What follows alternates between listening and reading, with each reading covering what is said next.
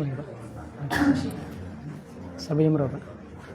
Materi sampai jam berapa? Apa? Jam 1:15. Berarti sampai jam berapa tuh? Jam berapa? Setengah 10. Setengah 11 lewat. Setengah 11. Ya. Seperempat.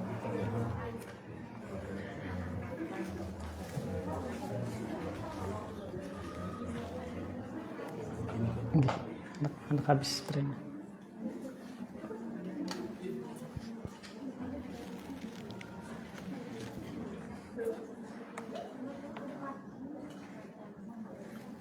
Bismillah, kita mulai. Assalamualaikum warahmatullahi wabarakatuh. Innal hamdalillah nahmaduhu wa nasta'inuhu wa nastaghfiruh wa na'udzu billahi min shururi anfusina wa min sayyiati a'malina.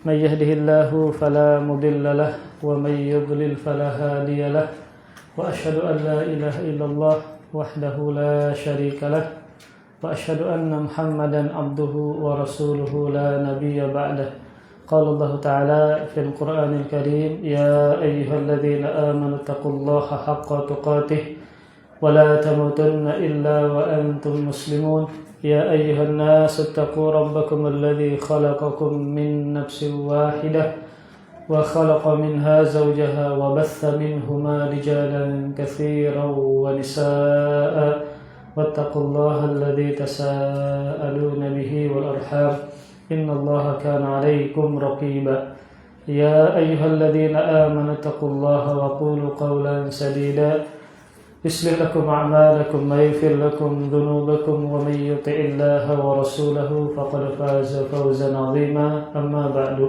فإن أصدق الحديث كتاب الله وخير الهدي هدي محمد صلى الله عليه وآله وسلم وشر الأمور محدثاتها فإن كل محدثة بدعة وكل بدعة ضلالة وكل ضلالة في النار. Alhamdulillah, kita bersyukur kepada Allah Subhanahu wa taala. Pada pagi hari ini Allah masih memudahkan kita berkumpul bersama dalam rangka sebuah tujuan, yaitu kita berusaha mengenal dan mengamalkan hak Allah Subhanahu wa taala yang paling utama, yaitu mentauhidkan Allah Subhanahu wa taala. Yang mana harapan kita semoga dengan kita beribadah seperti ini, menuntut ilmu agama, kita mengetahui hak-hak Allah Subhanahu wa taala. Semoga Allah nantinya pada hari kiamat membalas kita dengan sebaik-baik balasan dan menjadikan kita orang-orang yang senantiasa dilindungi Allah ketika pada hari kiamat kelak. Amin ya rabbal alamin. Kemudian salawat serta salam semoga selalu tercurahkan dan terhaturkan kepada Nabi kita Muhammad sallallahu alaihi wasallam dan juga kepada para keluarga, para sahabat dan orang-orang yang senantiasa meniti mempelajari ajaran beliau sampai hari kiamat kelak. Amin ya rabbal alamin. Kita masih meneruskan Kitab Tauhid karangan Syekh Muhammad At-Tamimi. Kitab Tauhid ini lebih banyak atau kesannya kitab ini mempelajari dan membahas tentang salah satu bagian dari tauhid, yaitu tauhid uluhiyah. Jadi kalau kita perhatikan Kitab Tauhid ini, dia membahas tentang tauhid ibadah. Kita sampai di bab yang ke-15. Judul aslinya adalah Babu Qaulullah Ta'ala, bab firman Allah Subhanahu wa taala, surah Al-A'raf ayat 191 sampai 192. Ayusyrikuna ma la yakhluqu syai'aw wa hum yukhlaqun wa la yastati'una lahum nasra. Apakah mereka menyekutukan Allah dengan berhala-berhala yang tidak dapat menciptakan suatu apapun. Sedangkan berhala-berhala itu sendiri adalah buatan manusia. Dan berhala-berhala itu tidak mampu memberikan pertolongan kepada penyembah-penyembahnya dan juga tidak bisa menolong kepada dirinya sendiri. Berhala-berhala itu tidak dapat memberi pertolongan. Maka sebenarnya bab ini tadi tentang ayat tadi, namun disimpulkan di antara judulnya adalah tidak seorang pun yang berhak disembah selain Allah. Ada juga yang menyimpulkan judulnya adalah kelemahan-kelemahan sesembahan selain Allah Subhanahu wa taala. Ini bab yang ke-15, dalam artian ada bab-bab sebelumnya yang sudah kita bahas. Maka kalau bab sebelumnya, bab ke-14 atau ke-13 ini berkaitan dengan isti'adzah dan istighatsah, meminta perlindungan dan minta pertolongan. Adapun bab ini hubungannya adalah penulis Syekh Muhammad bin Shalih Al-Utsaimin menyebutkan hubungan bab ini dengan hubungan bab sebelumnya. Kata beliau, tatkala penulis menyebutkan tentang bab isti'adzah, minta tolong, isti'adzah minta perlindungan, wal istighatsah dan minta pertolongan selain Allah Subhanahu wa taala, maka penulis menyebutkan tentang bukti-bukti yang menunjukkan atas batilnya penyembahan selain Allah. Apa buktinya? Sesembahan ini mereka banyak memiliki kelemahan. Mereka banyak memiliki kelemahan sehingga mereka tidak pantas kita minta tolong atau minta perlindungan kepada sesembahan selain Allah yang banyak memiliki kelemahan-kelemahan seperti ini. Nah, dalam bab ini tentang kelemahan-kelemahan sesembahan selain Allah memiliki 4 dalil. Dalil yang pertama yang kita sebutkan tadi, firman Allah di surah Al-A'raf ayat 191 sampai 192. Jadi bab ini bisa kita berikan judul tentang kelemahan-kelemahan sesembahan selain Allah. Ada juga yang menyebutkan judul dari bab ini, tidak seorang pun yang berhak disembah selain Allah. Kenapa? Karena yang disembah selain Allah ini banyak memiliki kekurangan. Maka tidaklah dikatakan Tuhan kecuali dia harus sempurna dan tidak memiliki kekurangan sedikit pun.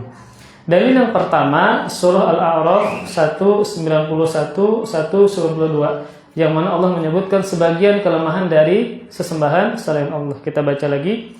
Ayushriku nama la yakhluqu syai'aw wa hum yukhlaqun wa la yastati'una lahum nasraw wa la anfusahum yansurun. Kata Allah Subhanahu wa taala, apakah mereka mempersekutukan Allah dengan berhala-berhala yang tidak dapat menciptakan sesuatu apapun?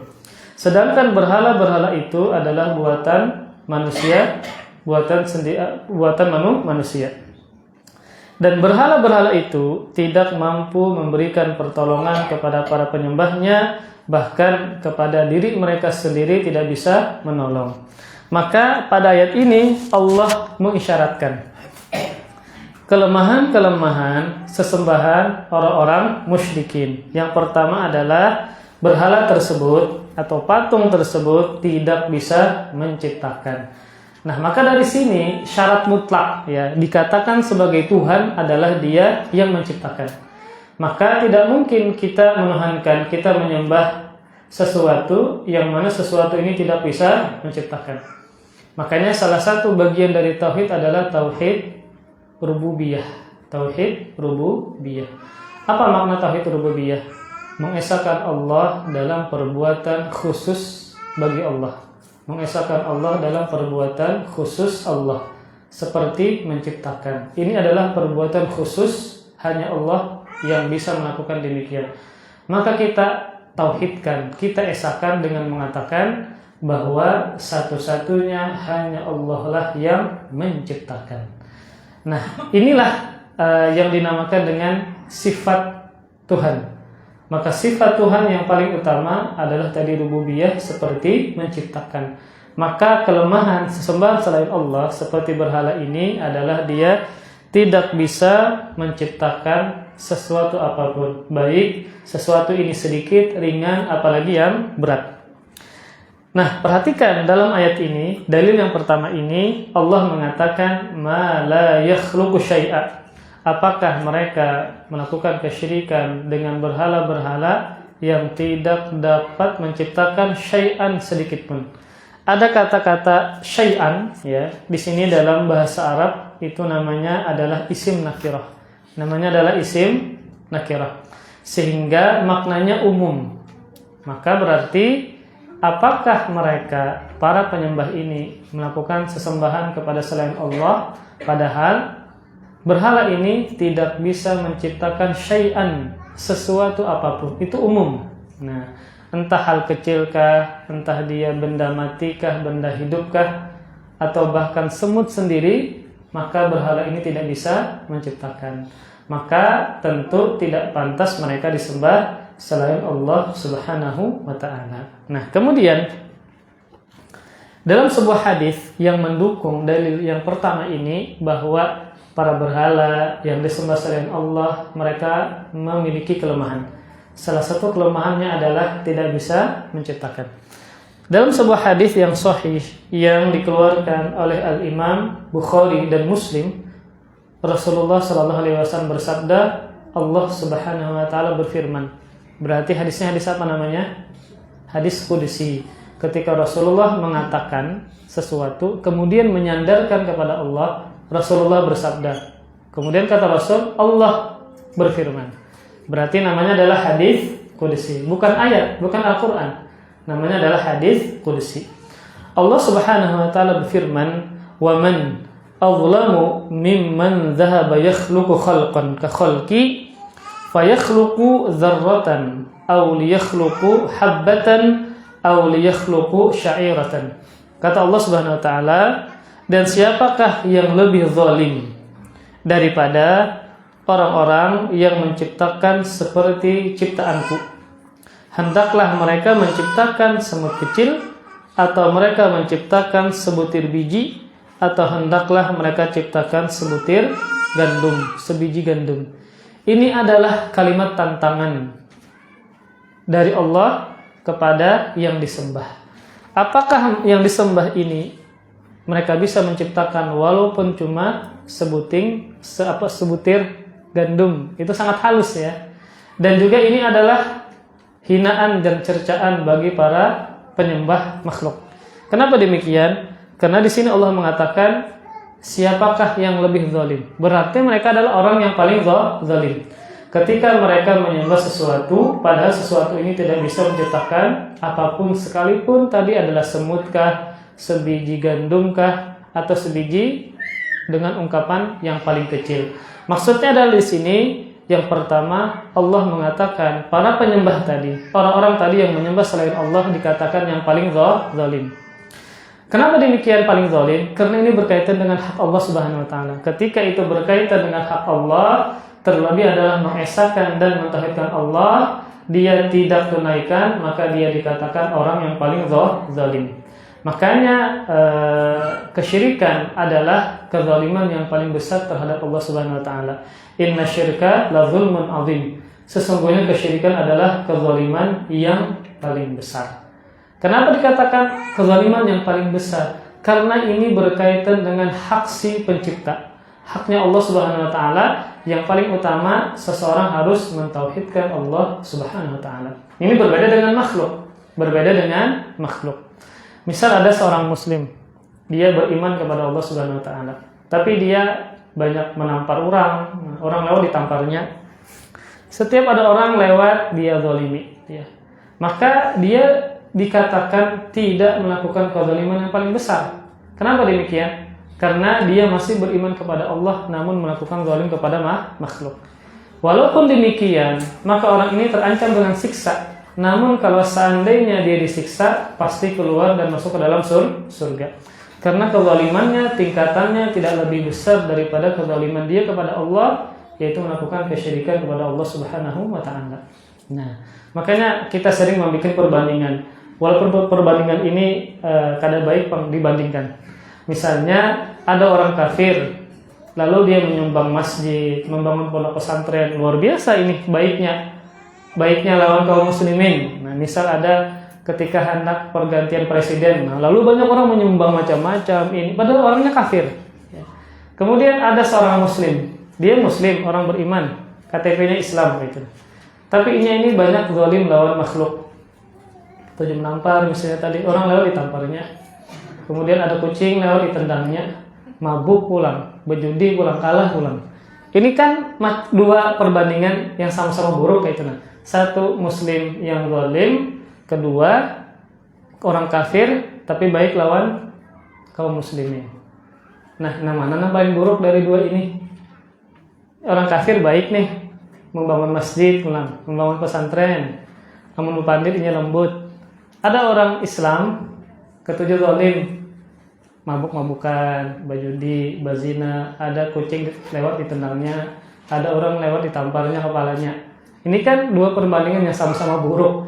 Nah, mana yang paling buruk dari dua ini? Muslim yang zalim tadi kah lawan orang, atau orang kafir baik lawan orang? Yang kafir. Kenapa? Karena kezaliman dia lebih besar terhadap siapa? Allah Subhanahu wa taala. Dia hanya baik kepada makhluk tapi tidak baik kepada Allah. Muslim ini memang dia berbuat buruk kepada manusia, tapi dia beriman kepada Allah Subhanahu wa taala. Sehingga kalaupun dia masuk neraka pasti akan keluar. Maka orang kafir ini sekalipun dia luar biasa baiknya kepada makhluk, kepada kaum muslimin, pas hendak pencoblosan presiden, membangun pesantren misalnya, membangun masjid misalnya, maka dia tetap masuk neraka, kekal di dalamnya. Karena ini berkaitan dengan hak Allah yang dia langgar, tidak beriman kepada Allah Subhanahu wa taala. Nah, kemudian kelemahan yang kedua, kan tadi kelemahan yang pertama adalah tidak bisa menciptakan. Yang disembah ini, berhala ini tidak bisa menciptakan apapun sekalipun dengan hal yang paling sedikit dan kecil. Kelemahan yang kedua dalam ayat ini adalah ternyata sesembahan tersebut, berhala tadi diciptakan. Orang yang menciptakan. Nah, contoh misalnya ayahnya Nabi Ibrahim Azar. Dia adalah ahli membuat apa? Patung, berhala. Maka berhala tadi yang mereka tuhankan, ternyata mereka yang menciptakan. Manusia yang penyembah itulah yang menciptakan. Maka ini aneh. Makhluk menciptakan Tuhan. Makhluk membuat Tuhan. Maka tidak mungkin yang namanya sesembahan itu diciptakan. Kebalik ini. Yang benar adalah yang menciptakan itulah yang disembah. Nah, maka kata Allah, wa hum yukhlaqun. Sedangkan sesembahan ini adalah mereka sendiri diciptakan.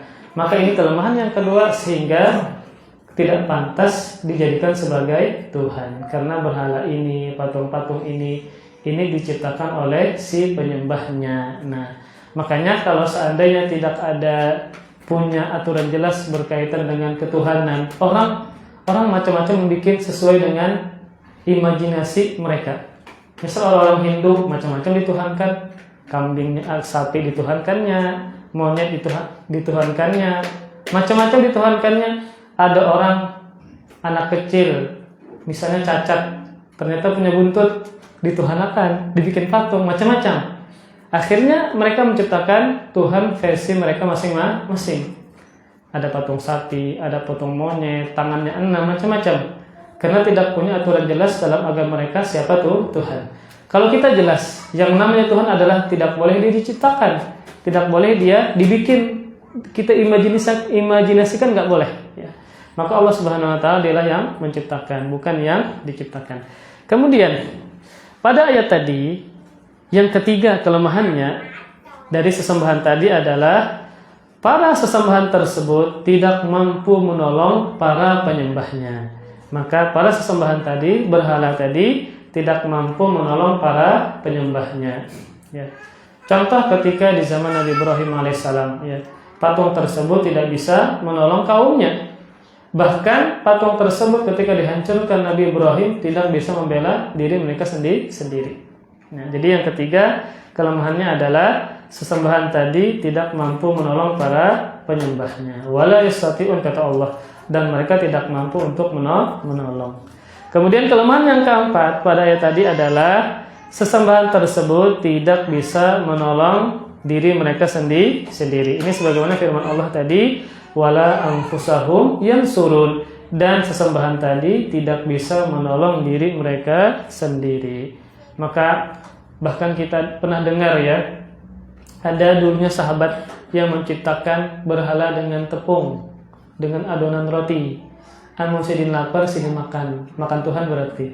Nah ini kan berarti menciptakan sesuai dengan imajinasi mereka masing-masing, karena tidak ada konsep yang jelas berkaitan dengan ketuhanan. Nah maka 4 kelemahan sesembahan yang Allah sebutkan di ayat ini, yang pertama adalah tadi apa? Tidak bisa menciptakan. Yang kedua, sesembahan ini diciptakan. Yang ketiga, sesembahan para penyembah ya, sesembahan atau berhala tadi tidak mampu menolong para penyembahnya. Kemudian yang ketiga, sesembahan tadi tidak bisa menolong diri mereka sendiri. Nah, 4 kelemahan inilah bagaimana mungkin ada pada sesuatu, sekalipun cuma satu, enggak keempatnya, bagaimana dia bisa dikatakan sebagai Tuhan, sebagai sesembahan selain Allah Subhanahu wa taala. Contoh misalnya adalah Nabi Muhammad SAW, ya. Maka Nabi Muhammad tidak bisa menciptakan, ya. Maka Nabi Muhammad tidak bisa diciptakan. Bahkan Nabi Muhammad pun minta tolong kepada Allah Subhanahu wa taala ketika beliau berperang misalnya, ya. Ketika ingin dimenangkan misalnya, maka beliau pun minta tolong kepada Allah Subhanahu wa taala. Maka ini menunjukkan bahwa Nabi Muhammad bukanlah Tuhan yang disembah. Contoh Nabi Isa yang dijadikan sesembahan oleh kaum Nasrani, maka beliau tidak bisa menolong diri sendiri ketika beliau ditangkap. Kan ceritanya beliau ditangkap. Namun yang disalib adalah seseorang yang diserupakan, ya, dari orang yang berkhianat kepada beliau. Ketika beliau ditangkap, maka beliau tidak bisa menolong diri beliau sendiri kecuali dengan pertolongan Allah Subhanahu wa taala. Itu menunjukkan Nabi Isa bukanlah sosok yang boleh untuk disembah, karena beliau pun juga minta pertolongan dari Allah Subhanahu wa taala. Itu dalil yang pertama pada ayat tadi tentang 4 kelemahan sesembahan yang tidak berhak dan pantas untuk disembah. Nah, dan apapun itu kita kiaskan kepada yang lain, maka pasti yang lain ini entah tidak bisa menciptakan atau dia sendiri yang diciptakan, maka tidak boleh diibadahi selain Allah Subhanahu wa taala. Kemudian, kan tadi ada berapa dalil? Ada 4 dalil. Itu dalil yang pertama. Dalil yang kedua tentang kelemahan-kelemahan dari sesembahan selain Allah. Surah Fatir ayat 13 dan 14. Fatir 13 dan 14. Firman Allah Subhanahu wa taala, "Walladzina tad'una min dunihi ma yamlikuna min qitmir in tad'uhum la yasma'u du'aakum walau sami'u mastajabu lakum wa yawmal qiyamati yakfuruna bisyirkikum wa la yunabbi'uka mithlu khabir." Kata Allah Subhanahu wa taala, dan sesembahan-sesembahan yang kalian mohon selain Allah, mereka tidaklah memiliki apa-apa walaupun setipis kulit ari. Jadi kitmir ini kita punya kurma, kita ambil bijinya. Nah, ada kulit ari-ari pada kurma itu dinamakan dengan kitmir. Nah, sesembahan ini mereka tidak memiliki sesuatu apapun walaupun cuma setipis kulit ari yang berada di biji kurma tadi. Jika engkau, kata Allah, atau jika kalian menyuruh mereka, ya, atau menyembah mereka, mereka tidak akan mendengar suara kalian. Mereka tidak akan mendengar seruan kalian tersebut. Kalaupun mereka sesembahan ini mendengar, niscaya mereka tidak dapat memperkenankan permintaan kalian. Apalagi berhala, bisa nggak mereka mengabulkan permintaan kita? Maka jawabannya tidak bisa. Dan pada hari kiamat, mereka berhala ini, sesembahan ini akan mengingkari kesyirikan kalian. Jadi pada hari kiamat, segala sesuatu yang disembah selain Allah, maka mereka akan mengingkari. Kenapa kalian menyembah aku? Kenapa kalian beribadah kepada aku? Ya, maka mereka akan mengingkari para penyembahnya. Dan tidak ada yang dapat memberikan keterangan kepada kalian sebagaimana yang diberikan oleh yang Maha mengetahui, yaitu Allah Subhanahu wa taala. Intinya adalah dalam ayat ini Allah kembali mengisyaratkan kelemahan-kelemahan sesembahan yang batil tersebut. Yang pertama adalah mereka tidak memiliki sesuatu apapun. Mereka tidak memiliki sesuatu apapun walaupun cuma setipis kulit ari-ari yang berada pada biji kurma. Nah, maka sebaliknya Allah Subhanahu wa taala. Makanya kan kita harus mentauhidkan rububiyahnya Allah. Rububiyah adalah perbuatan khusus Allah. Yang pertama adalah menciptakan, wajib kita esakan Allah satu-satunya yang menciptakan. Yang kedua adalah memiliki. Maka wajib kita esakan satu-satunya yang memiliki alam semesta dan makhluk hanyalah Allah. Nah, sesembahan ini contoh berhala, maka mereka tidak bisa memiliki sesuatu apapun walaupun cuma tadi setipis kulit ari yang berada pada biji kurma. Nah, mereka sesembahan ini tidak memiliki apapun, maka bagaimana mereka disembah selain Allah Subhanahu wa taala? Kemudian kelemahan yang kedua, mereka tidak akan mendengar seruan atau doa para penyembahnya. Apakah berhala-berhala tersebut atau misalnya orang soleh yang sudah meninggal dunia, kemudian ada orang yang berdoa kepada mereka, minta hajat kepada orang soleh yang sudah dikubur tadi, bisa mendengar nggak? Maka jawabannya tidak bisa mendengar. Memang ada hadis yang menjelaskan ketika kita mengiringi jenazah, ya, dan kita balik, maka mereka akan mendengar suara langkah kita, suara sandal kita. Nah, itu kondisi tertentu hanya sebatas para pengiring jenazah yang pulang, maka penghuni kubur mendengar suara langkah mereka ketika pulang. Cuma itu, yang lainnya kada. Maka tidak. Nah, maka misalnya kita melihat di YouTube, misalnya ada orang yang pandir lawan orang yang sudah meninggal dunia. Kira-kira nang di dalam kubur itu mendengar kada, ruhnya sudah hilang, berpindah. Maka tidak bisa dia mendengarkan orang yang berbicara di atasnya. Ya. Makanya terkadang banyak penyimpangan itu berkaitan dengan kuburan. Banyak penyimpangan itu berkaitan dengan kuburan. Makanya kan perhatian Nabi lebih berkaitan dengan kuburan ini. Sebelum Nabi meninggal dunia, bahkan ketika sakaratul maut, Nabi tetap mewanti-wanti para sahabatnya, umatnya agar jangan sampai berlebih-lebihan kepada kuburan. Sebelum Nabi meninggal dunia, di antara wasiat Nabi adalah Rasulullah menyebutkan tentang laknat Allah kepada orang Yahudi dan Nasrani. Kenapa Allah melaknat orang Yahudi dan Nasrani? Ittakhadhu qubur anbiya'ihim masajida. Karena mereka membikin kuburan nabi-nabi mereka sebagai tempat ibadah. Maka kuburan dijadikan sebagai tempat ibadah, bukan masjid. Nah, ini sudah diikuti oleh kaum muslimin. Kaum muslimin mengikuti orang Yahudi dan Nasrani. Kalau ada orang saleh, maka berzikir di situ, baca Quran di situ, sholat di situ, meyakini keberkahan. Kalau beribadah di kuburan itu tidak boleh. Itu tidak boleh. Maka pilihan kalau hendak beribadah, kalau ibadah sunnah, afdalnya di mana? Di rumah. Kalau ibadah wajib seperti sholat berjamaah, maka di masjid.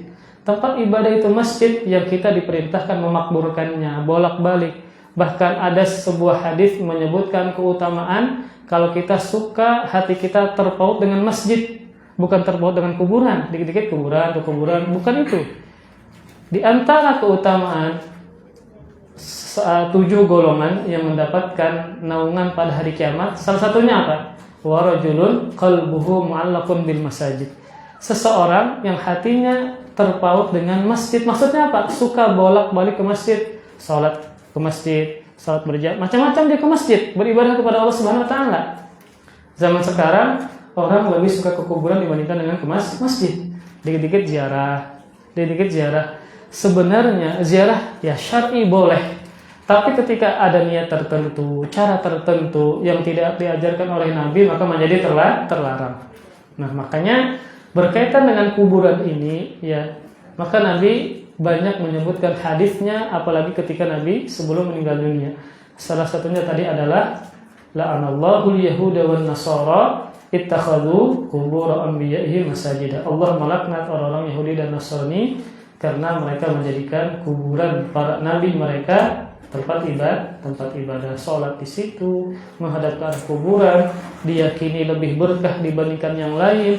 Kalau berdoa di situ lebih mustajab. Nah, ini adalah kelakuan orang Yahudi dan Nasrani yang ternyata sebagian kaum muslimin sudah mengikuti mereka. Nah, ini kebalik jadinya. Dan kita pernah menjelaskan bahwa di zaman Umar bin Khattab itu masih ada pohon, yang mana pohon ini para sahabat membaiat Nabi. Berarti kan ini pohon yang bersejarah, yang mana di bawahnya para sahabat membaiat siapa? Rasulullah SAW. Ketika di zaman Umar bin Khattab, pohon ini didatangi. Untuk apa? Mencari keberkahan. Didatangi beribadah di situ. Didatangi sholat di situ misalnya. Mereka meyakini ada keutamaan kalau beribadah di bawah pohon tadi. Karena pohon ini adalah pohon yang bersejarah, saksi misalnya. Saksi bahwa para sahabat baiat kepada Nabi. Maka sudah timbul fitnah, orang lebih suka beribadah di sekitar pohon tadi. Dianggap lebih berkah, lebih afdal, lebih mustajab doa. Akhirnya ditabang oleh siapa? Umar bin Khattab. Biar bayangkan di zaman sekarang, misal nih ada pohon ini dulunya pernah dijapai Nabi misalnya, dijapai aja, bukan baiat, saksi baiat bukan. Pernah dijapai oleh Nabi di Indonesia misalnya. Ada orang yang menambang, langsung sudah orang menggeruduk, macam-macam menyempahi. Karena ini berkaitan dengan menjaga fitnah, agar jangan sampai orang itu lebih bersemangat beribadah di tempat-tempat tadi dibandingkan di masjid. Nah, maka ditabang oleh beliau. Karena beliau ada sebagai seorang penguasa. Jadi punya hak untuk menjaga apa? Menjaga akidah dan terselamatkan dari fitnah. Nah, maka ini berkaitan dengan tadi adalah kelemahan-kelemahan sesembahan selain Allah, maka mereka tidak bisa mendengar. Orang yang sudah meninggal tadi tidak bisa mendengar. Kalaupun mereka mendengar, ketika mereka diseru, maka mereka tidak akan bisa menunaikan seruan tadi, tidak bisa mengabulkan seruan tadi. Nah, kemudian kita teruskan. Ayat tadi menyebutkan beberapa kelemahan. Yang pertama, sesembahan tadi tidak memiliki sesuatu apapun, sekalipun hanya setipis kulit ari yang berada di kurma. Kelemahan yang kedua, mereka tidak mendengar doa para penyembahnya. Kemudian yang ketiga, seandainya pun mereka mendengar, sesembahan ini mendengar, maka mereka tidak bisa mengabulkan. Nah, inilah 3 kelemahan yang ada pada sesembahan selain Allah. Contoh seperti Nabi kita Muhammad SAW, ya. Maka Nabi Muhammad adalah manusia yang terbaik. Maka sekelas Nabi Muhammad pun beliau tidak mendengar segala sesuatu. Misal ketika rencana orang musyrikin ingin membunuh beliau, maka Nabi tidak tahu. Ketika ucapan istrinya di rumahnya, beliau di luar, maka Nabi tidak tahu. Itu menunjukkan bahwa beliau adalah makhluk, tidak mengetahui banyak hal, maka tidak pantas beliau disembah selain Allah Subhanahu wa ta'ala. Nah, berkaitan dengan penghujung ayat, kan pada hari kiamat para sesembahan ini mengingkari kesyirikan para penyembahnya. Maka syaitan pun juga demikian. Dia pun akan mengingkari orang-orang yang menyembahnya. Jadi dia berlepas diri. Ketika di dunia, syaitan menyuruh orang-orang manusia agar menyembah dia. Namun ketika di hari kiamat, ternyata syaitan berlepas diri. Nah, dalam Al-Quran Allah Subhanahu Wa Taala menyebutkan di surah Ibrahim ayat 22. Wa qala syaitan lamma qudiyal amru innallaha wa'adakum wa'dal haqqi wa'adtukum fakhlaftukum wa ma kana li 'alaikum min sultan illa an da'awtukum fastajabtum li fala talumuni walumu anfusakum. Al-ayah. Dan berkatalah syaitan tatkala perkara hisab telah diselesaikan. Apa kata syaitan? Sesungguhnya Allah telah menjanjikan kepada kalian janji yang benar. Jadi syaitan ini berlepas diri pada hari kiamat. Dan aku pun telah menjanjikan kepada kalian, tetapi aku menyalahinya, kata syaitan. Sekali-kali tidak ada kekuasaan bagiku terhadap kalian. Nah, syaitan pun juga dia berlepas diri, aku tidak punya kekuasaan apapun pada hari kiamat. Melainkan kata syaitan, sekedar aku menyuruh kalian, lalu kalian mematuhi seruanku.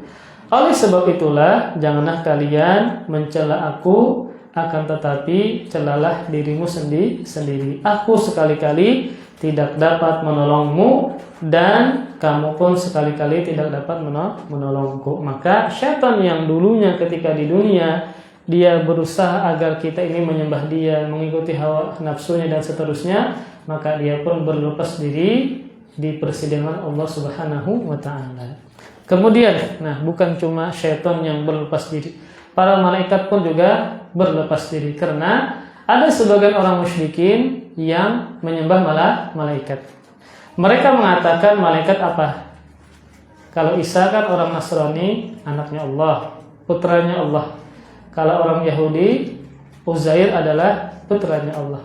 Tapi ada di antara orang musyrikin mengatakan malaikat adalah banatullah, anak perempuannya Allah. Anak perempuannya Allah. Nah, makanya kadang visualisasi tentang malaikat itu seperti perempuan yang bersayap. Nah, kan zaman sekarang ini kadang ada kartun atau kemos lah. Terkadang ketika memvisualisasikan malaikat maka dengan sosok perempuan. Mungkin bisa jadi terinspirasi dengan sesembahan orang musyrikin yang mana mereka menganggap malaikat itu adalah anak perempuannya Allah Subhanahu wa taala.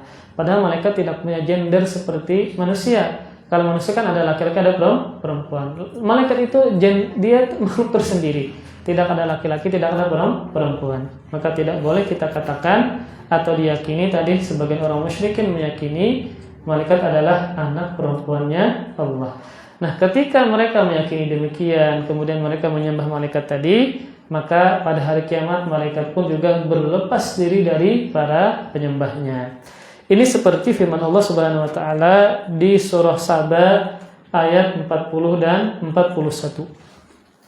Wa yauma yahsyuruhum jami'an tsumma yaqulu lil malaikah ahaula'i iyyakum kanu ya'budun qalu subhana anta waliyuna min dunihim bal kanu ya'buduna al-jinna aktsaruhum bihim mu'minun, kata Allah Subhanahu wa taala. Dan ingatlah hari yang waktu itu Allah mengumpulkan mereka semuanya, konteksnya pada hari kiamat.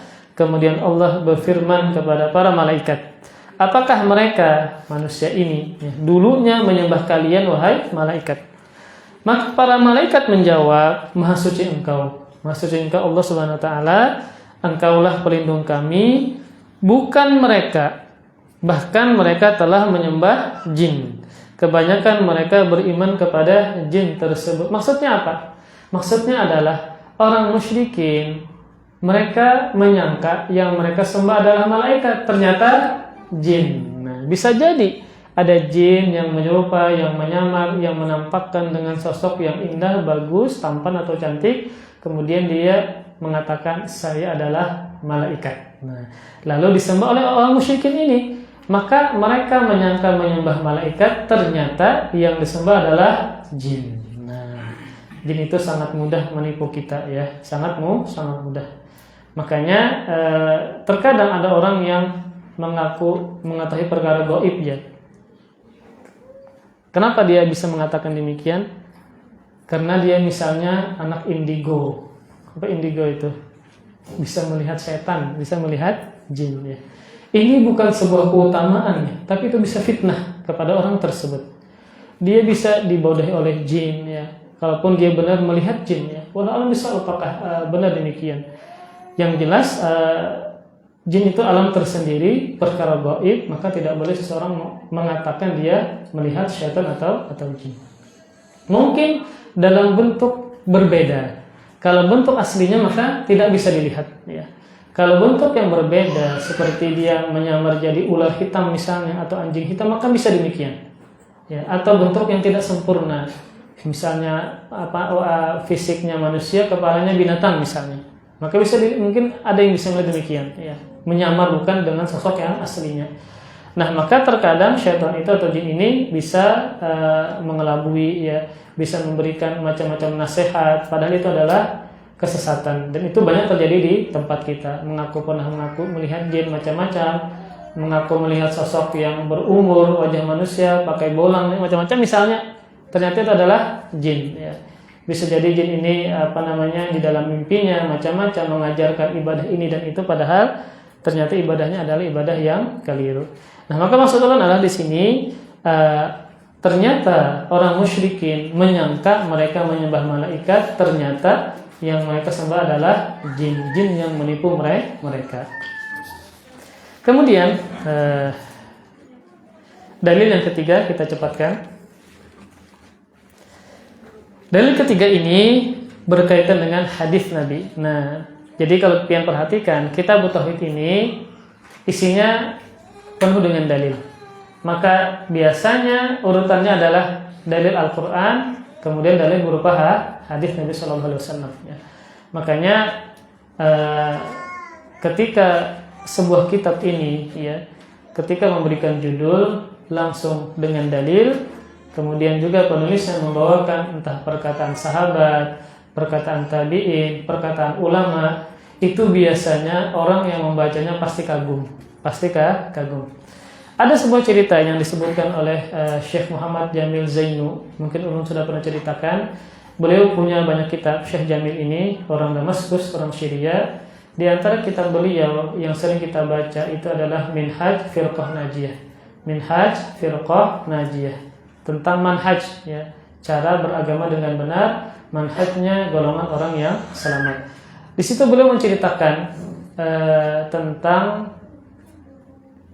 istilah Wahabi, yang mana itu dinisbatkan oleh musuh-musuh kepada Syekh Muhammad bin Abdul Wahhab.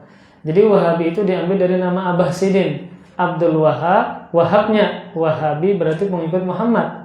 Padahal nisbatnya yang benar apa? Muhammadi atau Muhammadiyah. Kan nama Sidin Muhammad. Maka pengikut Muhammad berarti Muhammadiyun, bukan Wahabiyun, bukan. Wahab adalah nama ayah beliau, nama Abah Sidin. Nah, beliau menceritakan ada seorang ulama yang sangat benci dengan Syekh Muhammad bin Abdul Wahhab, ya. Benci, setiap ada kajian, ya, melaknat, macam-macam dihina Syekh Muhammad bin Abdul Wahhab ini. Nah, ketika beliau dengan jamaahnya atau ketika beliau sendirilah, ada seseorang yang mengasih Syekh ini, yang mencela Syekh Muhammad ini sebuah kitab. Namun namanya dirobek. Kitab Tauhid dijulung, diserahkan kepada ulama ini yang membenci beliau. Tapi namanya dirobek. Karena kan kalau sudah namanya tahu, orang nggak mau baca. Namanya disobek, nama beliau disobek. Dia baca ulama ini. Akhirnya kagum, Masya Allah, sebuah judul, dalilnya ada, perkataan salafus salehnya ada. Dia bertanya, siapa pengarang ini? Maka dijawablah, inilah yang engkau sering hina dan cela. Akhirnya yang dulunya mencela menjadi yang memuji Syekh Muhammad bin Abdul Wahhab At-Tamimi. Maksudnya adalah berarti ulama ini bisa jadi mendengar tentang keburukan Syekh dari orang, sehingga orang ini menilai Syekh ini buruk, bukan menilai langsung dari kitabnya. Makanya kalau kita ingin adil, objek dalam menilai seseorang, tidak bisa kita mendengar dari perkataan seseorang, apalagi orang ini sudah benci kepada si orang tersebut. Nah, ketika dijulung tadi kitab beliau, Kitab Tauhid, Masya Allah isinya luar biasa. Ternyata dijelaskan ini adalah karangan seorang ulama yang engkau sering cela, yang sering engkau hina. Akhirnya ulama ini menjadi yang memuji beliau, ya, yang menjelaskan kitab beliau. Nah, berarti kan ulama ini bisa jadi mengambil kabar dari seseorang yang sudah benci kepada Syekh Muhammad At-Tamimi. Makanya kalau kita perhatikan dalil Al-Quran, kemudian baru hadis, kemudian komentar para ulama. Nah, dalil ketiga berkaitan dengan bab ini, judulnya tadi adalah bisa kita sebutkan kelemahan-kelemahan sesembahan selain Allah, atau juga kita bisa sebutkan judulnya adalah tidak seorang pun yang berhak disembah selain Allah. Dalil ketiga ini berupa hadis Nabi Shallallahu Alaihi Wasallam. Penulis mengatakan, wa fi sahih an Anasin radhiyallahu taala anhu qala syujjan Nabi Shallallahu Alaihi Wasallam yauma Uhud wa kusirat rabaiyatuhu faqala kaifa yuflihu qaumun syajju nabiyahum fanazalat laisa laka minal amri syai'un. Ali Imran 128.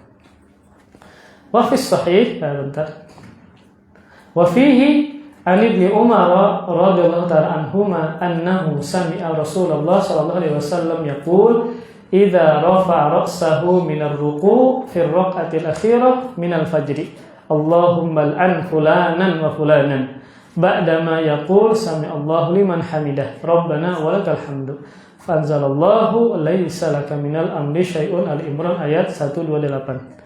Dalil ketiga diriwayatkan dalam sahih, maksudnya adalah sahih Bukhari dan Muslim, dari pembantu Nabi ya Anas bin Malik radhiyallahu taala anhu. Beliau berkata, ketika perang Uhud Rasulullah sallallahu alaihi wasallam terluka di kepalanya. Jadi Nabi sama seperti kita, kalau luka ya terluka, berdarah ya. Kemudian dan pecah gigi gerahamnya. Ini ketika perang Uhud ya. Maka beliau bersabda, perang Uhud ya, kepala atau wajah Nabi luka, kemudian gigi beliau ada yang rusak. Apa yang dikatakan oleh Nabi? Bagaimana akan beruntung suatu kaum yang melukai nabinya. Jadi ungkapan bagaimana ini adalah menunjukkan jauh. Maksudnya adalah tidak mungkin bisa beruntung, atau jauh sekali mereka mendapatkan keuntungan kalau seandainya Nabi mereka saja mereka lukai. Kemudian turunlah ayat yang menegur ucapan Nabi tadi. Kan Nabi mengatakan apa? Bagaimana akan beruntung sekelompok orang yang melukai nabinya. Berarti kan kalau Nabi mengatakan tidak beruntung, ujungnya kemana?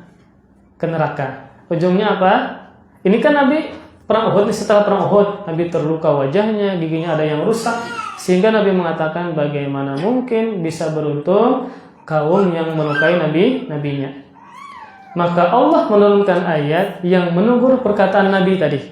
Ayatnya adalah laisa laka minal amri syai'un aw yatuba alaihim. Kata Allah, tidak ada hak apapun bagimu dalam urusan mereka tersebut. Nanti ulun jelaskan. Kemudian dalam riwayat yang lain, dalam Sahih Bukhari dari sahabat Abdullah bin Umar radhiyallahu anhu bahwa dia mendengar Rasulullah sallallahu alaihi wasallam bersabda ketika beliau Rasulullah berdiri dari ruku pada rakaat yang terakhir dalam salat subuh. Nah, ketika beliau salat subuh, rakaat terakhir beliau berkunut. Ini namanya kunut nazilah, bukan kunut yang dikhususkan subuh saja. Maka kunut nazilah itu ketika ada mara bahaya, itu di semua waktu. Nah, kebetulan Nabi kunutnya di waktu subuh. Ini tidak bisa dijadikan dalil kunut subuh. Ini adalah kunut nazilah yang tidak tertentu pada salat subuh saja. Nah, ketika Nabi salat subuh rakaat terakhir, maka Nabi berkunut. Isinya adalah Allahumma al'an fulanan wa fulanan. Ya Allah, laknatlah si fulan dan si fulan. Si fulan dan si fulan ini adalah aktor yang berada pada perang Uhud yang sampai-sampai Nabi luka wajahnya dan patah gigi gerahamnya. Maka Nabi mengatakan dalam kunut nazilahnya, ya Allah, laknatlah si fulan dan si fulan. Setelah beliau mengucapkan sami Allahu liman hamidah rabbana walakal hamdu, berarti ketika beliau i'tidal baca doa ini, kemudian beliau melaknat orang-orang tadi. Yang ternyata orang-orang tadi, nanti disebutkan 3 orang, ini ternyata tadi melukai Nabi, ya, kemudian juga luar biasa siksaannya kepada para sahabat dan seterusnya. Jadi 3 orang ini nanti disebutkan nama-namanya. Ini keburukannya melebihi keburukan kafir yang lain. Sampai-sampai Nabi minta agar Allah melaknat mereka. Nah, setelah Nabi berdoa tadi agar Allah melaknat mereka, maka Allah menurunkan karena menegur nabinya laisa laka minal amri syai'un. Kata Allah, tidak ada hak apapun bagimu dalam urusan mereka. Maksudnya adalah kata Allah, engkau tidak berhak sedikit pun dalam urusan mereka. Nanti tolong jelaskan maksudnya apa. Kemudian dalam riwayat yang lain beliau mendoakan, Nabi sebutkan nama-namanya, semoga Safwan bin Umayyah dan Suhail bin Amr dan Al-Harith bin Hisham dijauhkan dari rahmat Allah. Maka Allah menegur Nabi Muhammad dengan menurunkan ayat laisa laka minal amri syai'un, itu bukan urusanmu, kata Allah Subhanahu wa taala. Nah, perhatikan apa syarahnya, apa penjelasannya dari laknat yang Nabi inginkan kepada mereka. Nah, maka dalam hadis ini Nabi mendoakan keburukan untuk mereka. 3 orang tadi, Safwan bin Umayyah, Suhail bin Amr, dan Al-Harith bin Hisham. Kenapa Nabi mendoakan keburukan kepada mereka? Padahal orangnya masih hidup. Padahal orangnya masih bisa kemungkinan Allah kasih hidayah. Ya, orangnya masih hidup, orangnya masih bisa mungkin Allah beri hidayah. Tapi Rasulullah mendoakan keburukan untuk mereka. Kenapa sampai demikian Rasulullah mendoakan keburukan untuk mereka? Karena kebiadaban yang luar biasa yang mereka lakukan berbeda dengan kafir-kafir yang lain. Ini mungkin bagi Nabi sangat parah sudah ini keburukannya terhadap para sahabat, kepada Nabi SAW, sehingga Nabi mendoakan keburukan untuk mereka. Namun bersamaan dengan itu Allah tetap menegur Nabi Muhammad SAW dengan menurunkan ayat, itu bukan urusanmu. Kenapa demikian? Ternyata 3 orang ini akhirnya apa? Masuk Islam. Allah kasih hidayah. Maka Allah tegur Nabi Muhammad SAW agar tidak mendoakan keburukan untuk mereka. Mereka masih hidup, belum meninggal di atas kekafiran enggak, tetapi masih hidup. Makanya Allah menegur agar Nabi jangan sampai mendoakan laknat kepada mereka, ya. Kemudian mengatakan mereka tidak beruntung, akhirnya masuk ke dalam neraka. Kenapa? Mereka masih hidup dan urusannya adalah urusan Allah. Bisa jadi mereka mendapatkan hidayah, dan benarlah 3 orang ini yang kejam ini akhirnya masuk Islam. Maka kata Allah, itu bukan urusanmu, urusanku yang merubah hati mereka yang keras menjadi lembut. Sebagaimana Umar bin Khattab, sebelum beliau masuk Islam luar biasa kerasnya, kejamnya. Bahkan salah satu keluarga beliau yang perempuan ditampar pipinya oleh beliau. Tapi ketika masuk Islam menjadi orang yang sangat lembut. Nah, maka di sini di sini Allah menegur Nabi Muhammad SAW agar tidak mendoakan keburukan kepada mereka. Itu urusanku, kata Allah Subhanahu wa taala, bukan urusanmu. Maka akhirnya 3 orang ini yang sangat kejam ini ternyata mereka Allah beri hidayah masuk ke dalam agamanya Allah Subhanahu wa taala. Makanya kita tidak boleh, misal ketika kita nih seperti ini ya, sering ke kajian, salat berjamaah, lalu misalnya kita berpapasan dengan orang yang berbuat maksiat, lalu kita katakan ini kena laknat. Enggak boleh. Tidak boleh kita katakan ini masuk neraka ini. Tidak boleh. Inya masih hidup, ya. Orang muslim pulang. Bisa jadi nanti Allah kasih hidayah, ya. Makanya kalau kita bertemu dengan orang yang pelaku maksiat, dinasehati, enggak boleh kita vonis, enggak boleh. Ini jauh dari pian ini dapat laknat Allah, kita enggak boleh seperti itu. Tetap kita kasih harapan, kita kasih nasihati, ini tidak boleh, perbuatannya haram, ya. Namun tidak boleh kita vonis dia masuk neraka kah, atau kita vonis dapat laknat, enggak boleh, ya. Dia masih hidup, apalagi dia muslim, ya.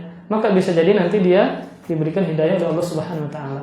Maka kasih nasihat yang baik, jelaskan keharamannya, kemudian jangan sampai dia putus asa dari rahmat Allah, kemudian doakan kebaikan. Semoga Allah memberikan hidayah. Bagaimanapun buruknya seseorang, ya, maka kalau dia masih hidup, masih mungkin Allah beri hidayah. Maka tidak boleh dia divonis ini orang buruk, orang jahat, masuk neraka, tidak boleh. Nah, perhatikan, kan ini dibawakan oleh penulis dalil tentang kelemahan-kelemahan sesembahan selain Allah, atau Allah tidak pantas disekutukan. Kenapa hadis ini dijadikan dalil oleh penulis tentang bab ini? Kan tidak ada kaitannya. Oh, ternyata sisi pendalilannya adalah kalau Nabi saja perlu berdoa kepada Allah Subhanahu wa taala dan para sahabatnya pun mengaminkan, maka tidak boleh meminta kepada Nabi Muhammad, maka tidak boleh berdoa kepada Nabi Muhammad SAW. Kenapa demikian? Karena Nabi Muhammad pun meminta hajatnya kepada siapa? Kepada Allah Subhanahu wa taala. Inilah sisi pendalilannya. Jadi sekelas Nabi Muhammad SAW saja, maka tidak boleh kita ibadahi, tidak boleh kita minta hajat kepada beliau, minta rezeki kepada beliau, minta dimasukkan ke surga dari beliau, ya, minta dimasukkan dihindarkan dari neraka kepada Nabi. Kenapa demikian? Karena Nabi pun meminta tolong kepada Allah Subhanahu wa taala, maka Nabi tidak pantas untuk disembah. Apalagi selain Nabi, misalnya ada orang soleh yang meninggal dunia, biasanya seseorang itu berlebihan kepada orang soleh kalau orang solehnya meninggal dunia. Nah, baru kita berlebih-lebihan kepada beliau. Dan ini juga terjadi di zaman Nabi Nuh alaihissalam, ya. Ketika ada orang soleh di antara mereka meninggal dunia, nah baru ketika meninggal dunia dibikin patungnya, dibikin gambarnya. Yang niat semula ketika melihat gambarnya, patungnya, semangat beribadah. Namun lama kelamaan, ya, generasi pemahat patung ini meninggal dunia, baru generasi berikutnya muncul, tidak paham ilmu, akhirnya patung ini menjadi disembah selain Allah Subhanahu wa taala. Nah, jadi sisi pendalilan dari cerita ini adalah sekelas Nabi Muhammad SAW saja, maka perlu doa kepada Allah Subhanahu wa taala. Maka tidak pantas beliau diibadahi selain Allah Subhanahu wa taala. Kemudian dalil yang keempat, penulis mengatakan, wa fihi an Abi Hurairah radhiyallahu ta'ala anhu qala qama fina Rasulullah sallallahu alaihi wasallam hina unzila alaihi wa anzir ashiratakal aqrabin. Asy-Syu'ara 214. Faqala ya ma'syar Quraisyin aw kalimatan nahwaha ishtaru anfusakum la ugni ankum minallahi syai'a. Ya Abbas ibn Abdul Muttalib, la ugni anka minallahi syai'a. Ya Safiyah ammat Rasulillah sallallahu alaihi wasallam, la ugni anki minallahi syai'a. Wa ya Fatimah binta Muhammadin sallallahu alaihi wasallam, salini min mali ma syi'ti, la ugni anki minallahi syai'a. Di sini sahih, dikeluarkan oleh Al-Imam Al-Bukhari. Dalil keempat berkaitan dengan kelemahan-kelemahan sesembahan selain Allah atau tidak boleh Allah disekutukan adalah diriwayatkan juga dalam Sahih Al-Bukhari dari sahabat Abu Hurairah, semoga Allah meridhoinya, beliau berkata, ketika diturunkan kepada Rasulullah sallallahu alaihi wasallam firman Allah, wa anzir ashiratakal aqrabin, dan berilah peringatan kepada keluargamu yang terdekat. Bagaimana reaksi Nabi ketika Allah turunkan agar Nabi mendakwahi keluarga terdekatnya? Beliau berdiri dan bersabda, wahai orang-orang Quraisy, tebuslah diri kalian sekalian. Maksudnya tebuslah dari siksa Allah dengan memurnikan ibadah hanya kepada Allah. Kata Rasul, sedikit pun aku tidak bisa berbuat apa-apa di hadapan Allah untuk kalian. Dalam artian, kalau seandainya keluarga Nabi tidak beriman kepada Allah, maka Nabi Muhammad sebagai keluarganya tidak bisa menyelamatkan mereka dari siksa Allah Subhanahu wa taala. Kemudian Nabi sebutkan nama-nama keluarga beliau. Wahai Abbas bin Abdul Muttalib paman Nabi, sedikit pun aku tidak bisa berbuat apa-apa untukmu di hadapan Allah. Kalau Abbas meninggal dunia dalam keadaan kafir, maka Nabi tidak bisa menyelamatkan Abbas dari siksa Allah Subhanahu wa taala. Kemudian, wahai Safiyah bibi Rasulullah. Jadi ada salah satu bibi Nabi namanya Safiyah.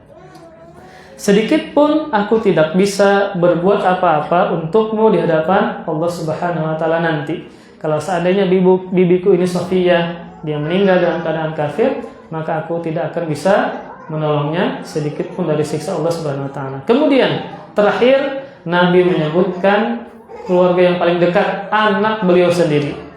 Wahai Fatimah binti Rasulillah, mintalah kepadaku apa saja yang engkau kehendaki. Ini berkaitan dengan dunia. Silahkan kamu hendak apa aja, silahkan.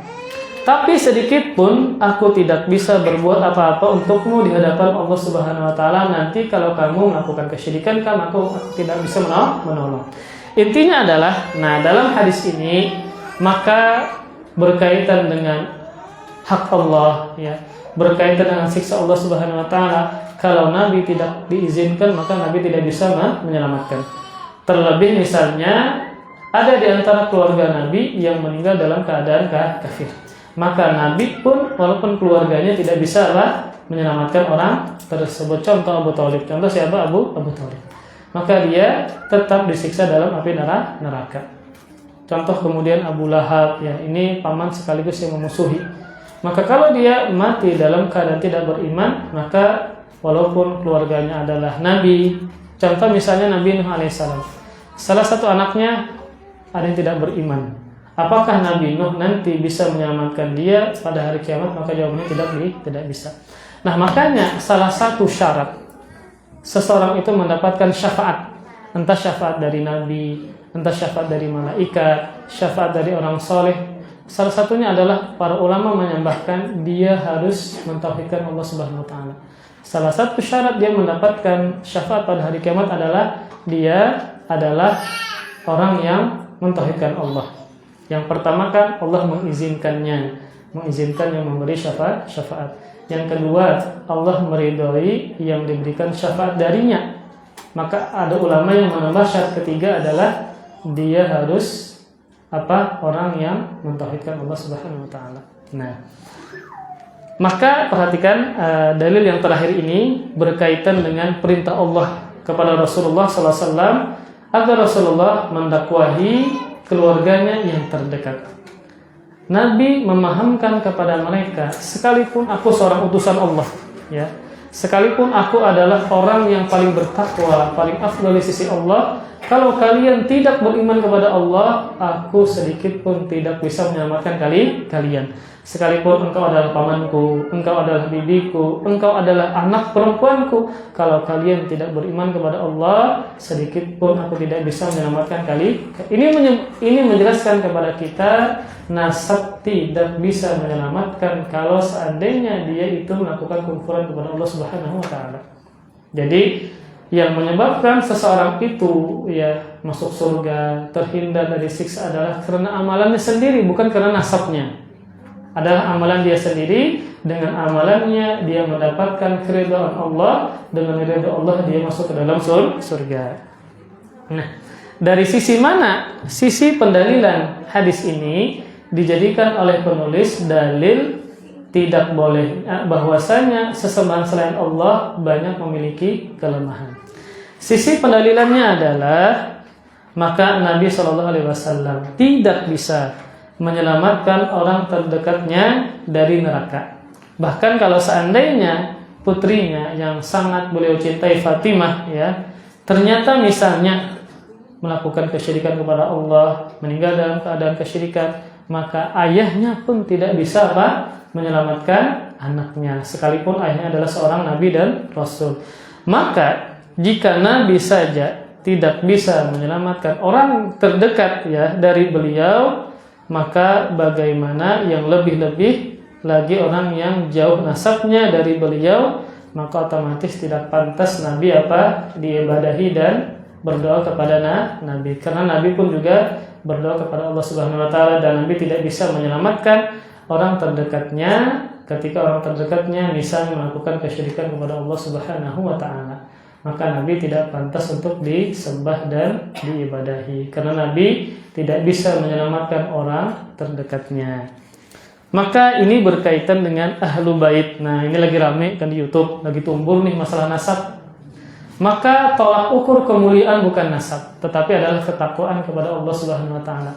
Dan yang menyelamatkan kita bukan nasab, tetapi adalah takwa kepada Allah Subhanahu wa taala. Memang Ahlu Bait ini memiliki keutamaan. Contohnya ada dua orang yang berilmu, dua orang ulama, satu Ahlu Bait, satu bukan Ahlu Bait, sama-sama berilmu, mana yang lebih kita muliakan?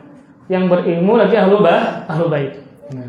Tapi kalau seandainya Ahlu Bait ini ya dia ternyata melakukan kebid'ahan, ya dia ternyata orang Syiah misalnya, ya maka tidak bisa nasab tadi menyelamatkan mereka di sisi Allah Subhanahu wa taala.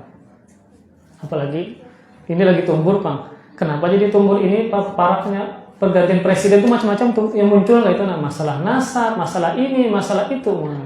Ada yang mengatakan ini politik macam terus umpatan mungkin fokus belajar aja. Jadi kalau umpatan masalah nasab, masalah ini. Kadang ada seseorang di YouTube itu semuanya tahu sih dia. Masalah ini tahu, masalah itu tahu, subhanallah. Maka orang seperti itu kalau Ustaz ini ikuti. Terkadang kita kada tahu sumbernya dari mana, asalnya dari mana ya. Terkadang apa manfaat negasan kita kayak itu nah. Maka tetap yang fokus saja belajar dan menuntut ilmu agama. Jadi memang masalah nasab ini, maka kalau kita perhatikan ucapan Nabi tadi kepada pamannya, kepada bibinya, nasab tidak menyelamatkan mereka. Walaupun abahnya misalnya Nabi, contoh Nabi Nuh, anaknya kafir masuk neraka.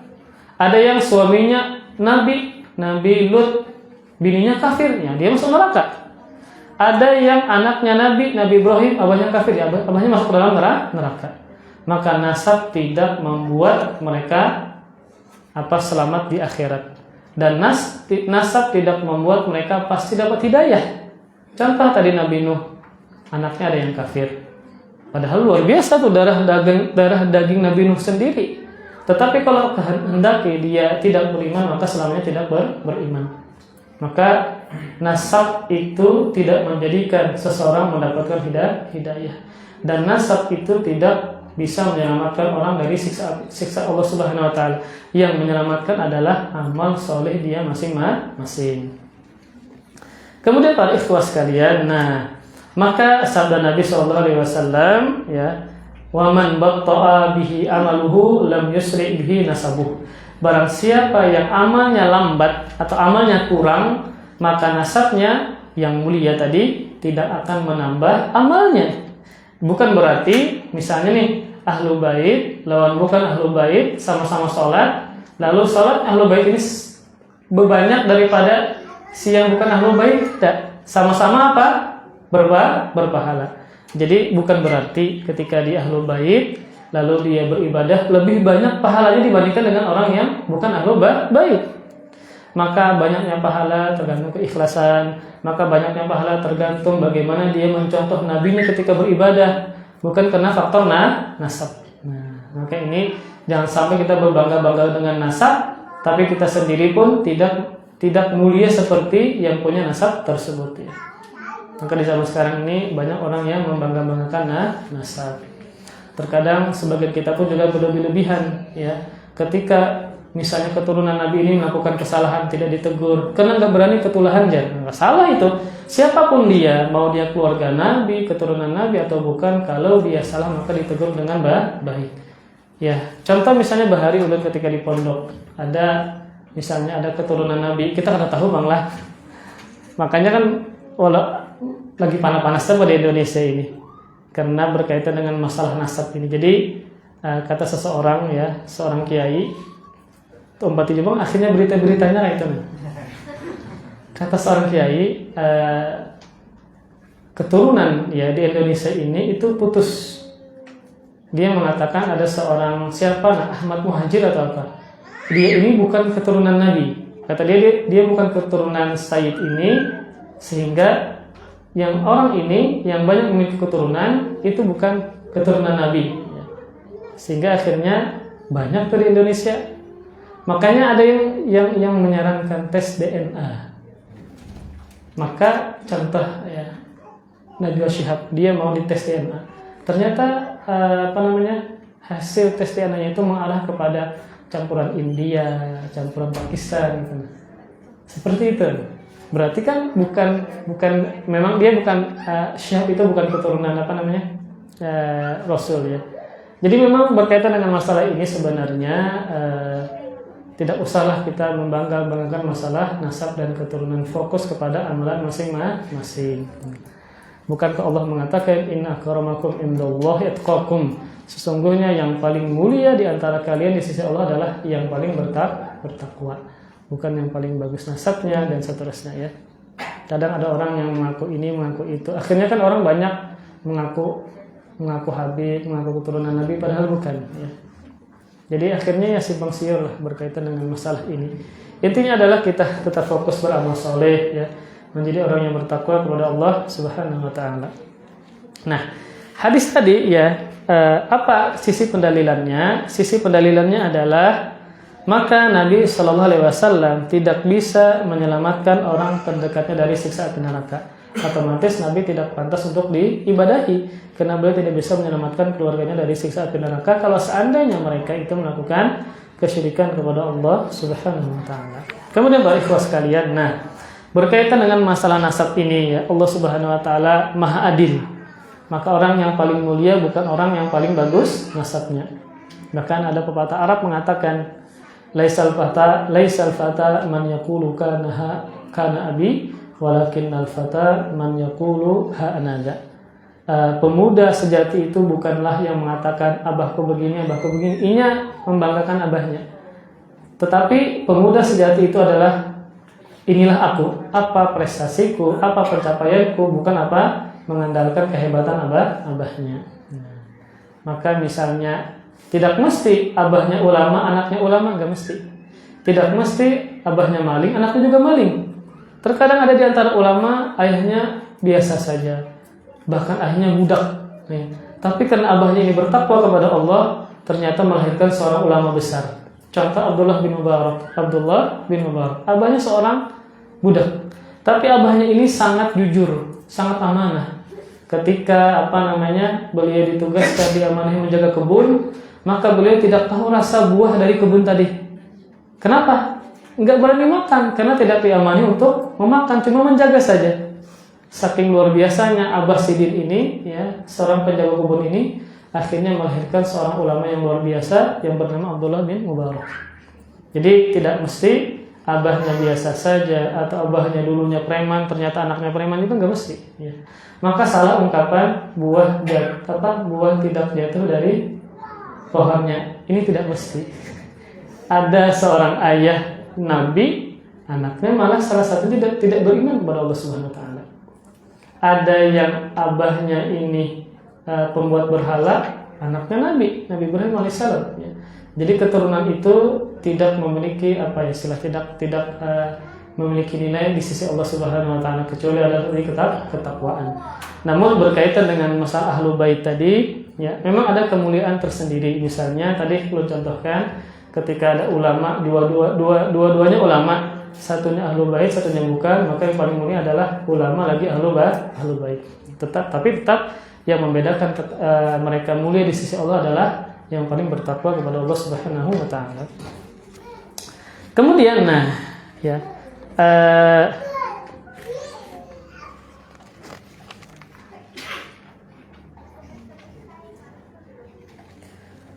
demikian pula ya yang terjadi kepada keturunannya para nabi ya atau keluarganya para nabi, sangat banyak contohnya dalam Al-Qur'an. Bahkan ada suaminya mengaku Tuhan, bininya beriman kepada Allah Subhanahu wa taala, yaitu Firaun di zaman Nabi Musa. Jadi Firaun itu bukan nama, dia gelar tertinggi dari pemimpin di negara tersebut. Jadi sama kayak presiden itu kan pemimpin tertinggi di sebuah negara. Nama Sidin siapa? Jokowi. Jadi Firaun itu bukan nama, dia adalah gelar tertinggi dari sebuah negara. Maka di zaman Nabi Yusuf ada juga Firaunnya. Tapi yang mengaku Tuhan adalah Firaun di zaman Nabi Musa. Istrinya Asia ternyata beriman kepada Allah Subhanahu wa taala. Nah, ini kan dulu kebiasaan nih, laki mengaku Tuhan, bini orang soleh ya. Nah, jadi ini di luar dari ini adalah sebagai pelajaran. Kan biasanya suami itu pasangan itu cerminan dari pasangan. Ini umum. Ya, kebanyakannya maka suami itu adalah cerminan dari istrinya atau istrinya adalah cerminan dari suaminya. Namun ada yang berbeda. Contoh tadi adalah Firaunnya di zaman Nabi Musa dengan istrinya yang ternyata adalah orang soleh beriman kepada Allah Subhanahu wa taala. Kemudian kita langsung cepatkan kandungan dari bab ini. Maka yang pertama adalah tafsirul ayataini, penjelasan tentang kedua ayat tadi. Dua dalil tadi tentang kelemahan-kelemahan yang Allah sebutkan dari kelemahan sesembahan. Entah mereka tidak bisa menciptakan, tidak memiliki, tidak mendengar, ya, mereka diciptakan dan seterusnya. Kemudian kandungan yang kedua kisah perang Uhud. yang mana Nabi tadi apa? Wajahnya, kepalanya terluka dan juga giginya ada yang rusak. Nah, ini kandungannya apa? Kandungannya adalah berkaitan dengan doa keburukan dari Nabi kepada 3 orang tadi. Yang ternyata ketika Nabi melaknat mereka, Allah menegur. Kenapa? Karena yang dilaknat ini masih hidup. Nah, maka Allah menegur mereka, itu bukan urusanmu, jangan dilaknat. Karena ternyata akhirnya 3 orang ini Allah beri hidayah. Ini menunjukkan bahwasanya seseorang itu kepada seorang yang lain pelaku maksiat, misalnya waliyadzubillah, kita punya anak durhaka benar misalnya, jangan sampai kita putus asa dari rahmat Allah Subhanahu wa taala. Contoh ini luar biasa, ini orang kafir ini kejam benar, yang tidak sekejam kafir-kafir yang lain. Sampai-sampai Nabi mendoakan keburukan untuk mereka. Ketika Nabi mendoakan keburukan untuk mereka, mereka masih hidup, Allah menegur Nabi Muhammad, itu bukan urusanmu, urusanku, kata Allah Subhanahu wa taala. Bisa jadi mereka bertaubat dan akhirnya masuk Islam. Nah, maka intinya adalah jangan sampai kita berputus asa dari rahmat Allah Subhanahu wa taala ketika memiliki misalnya kawan kah, keluarga kah yang pembabal benar bahasa Banjarnya.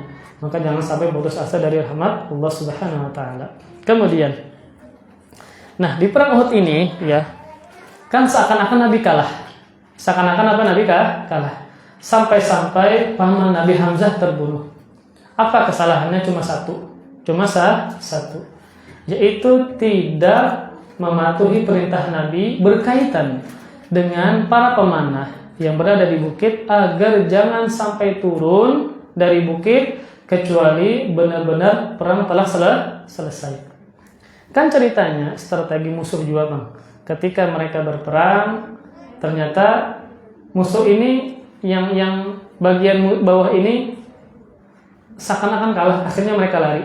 Padahal musuh yang lain yang dipimpin oleh Khalid bin Walid itu mereka mengintai dari balik bukit yang lain. Nah, ketika kaum muslimin menganggap sudah kalah, ya, musuh sudah pacar-kacir, akhirnya banyak meninggalkan apa? Harta ghanimah. Padahal perang belum selesai. Perang apa belum selesai.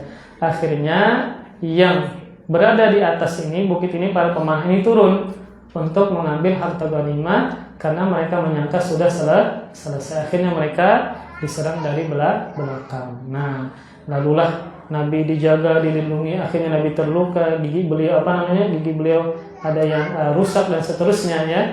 Bahkan tersiar kabar bahwa Nabi tewas di perang Uhud. Maka siapa para pemimpinnya? Ya, siapa mereka? 3 orang tadi. Siapa tadi namanya tadi? Ada Sofwan, ada intinya 3 orang tadi yang ternyata keburukan mereka, kerusakan mereka lebih besar daripada kafir-kafir yang lain. Sehingga Nabi pun melaknat mereka. Namun Allah tegur, itu bukan urusanmu. Kenapa? Mereka masih hidup. Mereka masih mungkin Allah beri hidayah dan benar. Mereka akhirnya masuk Islam. Maka ini menunjukkan tidak boleh kita melaknat ya seseorang dengan namanya, sekalipun dia kafir. Maka kalau secara umum maka boleh. Misal nih, ketika dulu orang-orang Yahudi banyak membantai orang Palestina, sehingga kan kita melaknat mereka. Tapi kita tidak melaknat dengan tertentu, menyebutkan namanya enggak, tapi secara umum. Maka secara umum maka hukumnya boleh. Tapi kalau khusus namanya maka tidak boleh. Bisa jadi nanti dia masuk Islam karena perkaranya adalah milik Allah Subhanahu wa taala. Kemudian kandungan yang keempat ya. Yang keberapa? Yang ketiga. Kunutu sayyidil mursalin wa khalfahu sadatul awliya yu'minuna fis shalah. Kandungan ketiga adalah Rasulullah sallallahu alaihi wasallam kunut ya. Rasulullah sallallahu alaihi wasallam adalah pemimpin para rasul, dalam salat subuh telah membaca kunut sedangkan para sahabat di belakangnya mengamini. Ingat, ini bukan pembahasan tentang berkunut salat subuh, tetapi adalah teguran Allah kepada Rasul. Karena ketika beliau berkunut, ini bukan kunut subuh saja, tapi kunut nazilah, ya, yang semua waktu diperintahkan ketika ada mara bahaya. Nah, ketika Nabi berkunut tadi, Ternyata para sahabat mengamini, namun Allah menegur Nabi Muhammad SAW agar jangan melaknat mereka. Yang 3 kafir ini luar biasa kejamnya, tapi jangan dilaknat kata Allah, karena urusannya adalah aku, bukan urusanmu wahai Muhammad. Yang akhirnya Allah melunakkan hati 3 orang ini, kemudian masuk dalam agama Allah Subhanahu wa taala. Pian perhatikan, yang berdoa adalah pemimpinnya para rasul. Kemudian yang mengamini adalah pemimpinnya para wali, para sahabat. Tapi Allah tidak mengabulkan doanya Nabi. Allah tidak melaknat mereka. Kenapa? Karena ini adalah urusan Allah Subhanahu wa taala, bukan urusanmu. Orang ini masih hidup, bisa jadi dia masuk ke dalam agama Allah, dan benarlah mereka masuk ke dalam Islam. Nah, biar perhatikan, yang berdoa Nabi agar Allah melaknat mereka. Yang mengamini siapa? Pemimpinnya para wali, para sahabat. Allah tidak kabulkan doanya Rasul, bahkan Allah tegur dengan menurunkan ayat tadi. Ini menunjukkan bahwa tidak boleh melaknat seseorang dengan namanya, walaupun dia kafir. Bisa jadi dia masuk ke dalam Islam. Kemudian yang keempat, annal mad'uwa alaihim kuffar, bahwasanya yang didoakan keburukan adalah orang-orang kafir. Walaupun demikian, tidak boleh ya Rasul mendoakan dengan nama-nama tertentu. Nah, dengan nama-nama yang ditentukan. Kalau secara umum maka boleh. Walaupun ulama berbeda pendapat ya, tetapi ada yang membolehkan. Di antaranya adalah berdalil dengan perbuatan sahabat Abu Hurairah, pernah mendoakan keburukan untuk orang-orang kafir yang masih hidupnya. Kemudian yang kelima, annahum fa'alu asya'a ma fa'alaha ghalibul kuffar, minha syajjuhum nabiyyahum wa hirsuhum ala qatlihi, wa minha at-tamtsil bil qatla ma annahum banu ammihim. Nah, kenapa 3 orang ini Nabi doakan keburukan? Mereka telah melakukan perbuatan yang tidak dilakukan oleh orang-orang kafir yang lain. Ini saking kejamnya. Apa antara lain? Seperti melukai kepala Rasulullah dan berupaya untuk membunuh Nabi ya, dan memutilasi tubuh para korban, para sahabat Nabi yang terbunuh. Contohnya adalah misalnya Hamzah dan seterusnya ya. Padahal yang terbunuh itu adalah keluarga Nabi. Ini kan berarti kekejaman yang tidak didapatkan Nabi dari kafirnya yang lain. 3 ini luar biasa ya, yang tidak ditemukan dari kafir-kafir yang lain. Sehingga menurut Nabi mereka pantas untuk mendapatkan doa keburukan. Kemudian kandungan yang keenam, anzalallahu alaihi fi dzalik laisa laka minal amri syai'un. Terhadap peristiwa itulah Allah menurunkan firman-Nya kepada Rasulullah, laisa laka minal amri syai'un, tidaklah bagimu sedikit pun urusan terhadap mereka. Makanya ayat setelahnya au yatuba alaihim, atau Allah menerima taubat mereka. Akhirnya mereka beriman kepada Allah Subhanahu wa taala. Kemudian yang ketujuh, qauluhu aw yatuba alaihim aw yu'adzibahum fataba alaihim faamanu. Nah, yang ketujuh firman Allah Subhanahu wa taala setelahnya, atau Allah terima taubat mereka atau menyiksa mereka. Kemudian Allah pun menerima taubat mereka dengan masuknya mereka ke dalam agama Islam dan menjadi orang-orang yang beriman kepada Allah Subhanahu wa taala. Maka ini menunjukkan bahwasanya seseorang walaupun dia kafir, penuh dosa misalnya, maka jangan sampai divonis yang buruk-buruk, jangan. Kita masih punya harapan kepada dia. Bagus lagi didoakan. Karena hati mereka adalah milik Allah Subhanahu wa taala, ya. Para pelaku maksiat atau ada keluarga kita yang kafir, maka hati mereka milik Allah. Sangat mudah Allah balikkan menjadi orang yang beriman.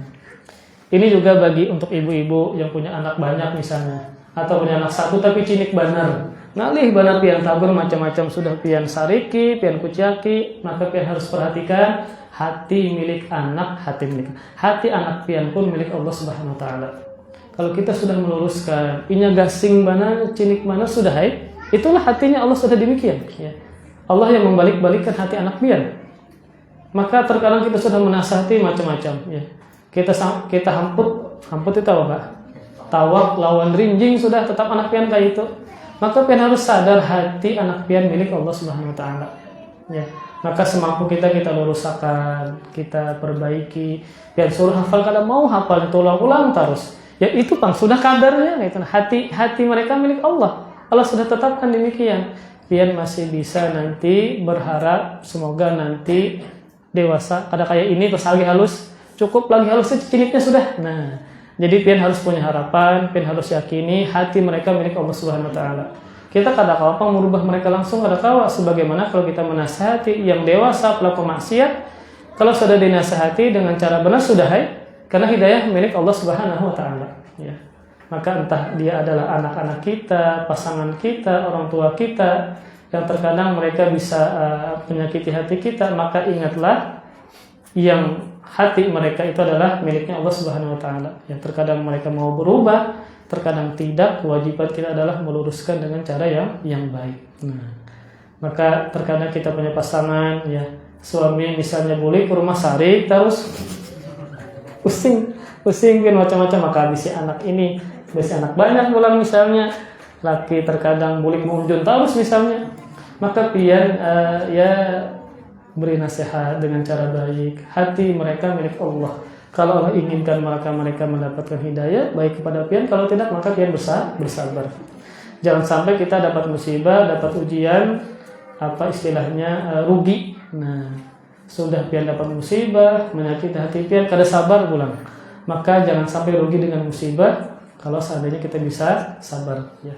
Maka caranya adalah tadi Allah lah yang membolak-balikan hati mereka. Anak kita kah, pasangan kita kah, orang tua kita kah, kewajiban kita adalah meluruskan dengan cara yang baik.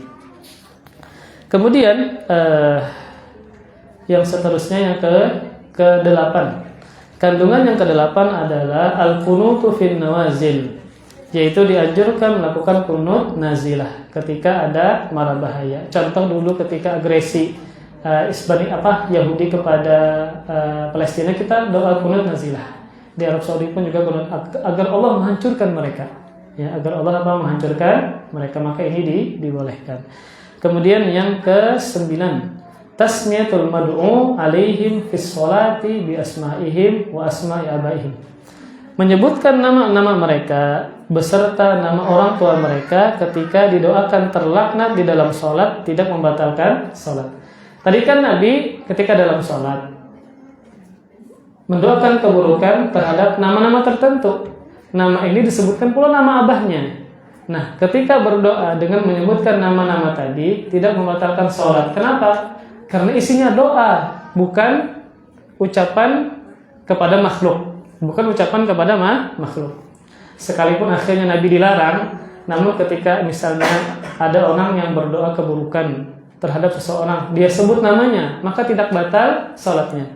Karena isinya doa, bukan berbicara kepada makhluk. Sekalipun itu terlarang dengan menyebutkan namanya secara tertentu. Kemudian kandungan yang ke-10 kita habiskan. La'nul muayyan fil qunut, bolehnya melaknat orang tertentu di dalam kunut. Nah, ini tentang kandungan ini Syekh Muhammad bin Shalih Al-Utsaimin menyebutkan hadza gharib, ini aneh kata beliau. Kan di sini tadi bolehnya, kata penulis Syekh Muhammad At-Tamimi, bolehnya melaknat orang tertentu di dalam kunut.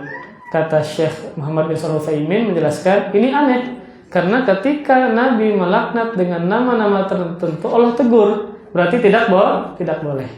Tidak boleh melaknat seseorang dengan menyebutkan nama tertentu walaupun dia kafir. Apalagi muslim gak boleh. Pian laknat ya Allah, laknat dia padahal dia ada kawan pian. Ya, maka tidak boleh. Kemudian yang berikutnya adalah yang ke-11. Kisah sallallahu alaihi wasallam lama unzila alaihi wa anzir ashiratakal aqrabin.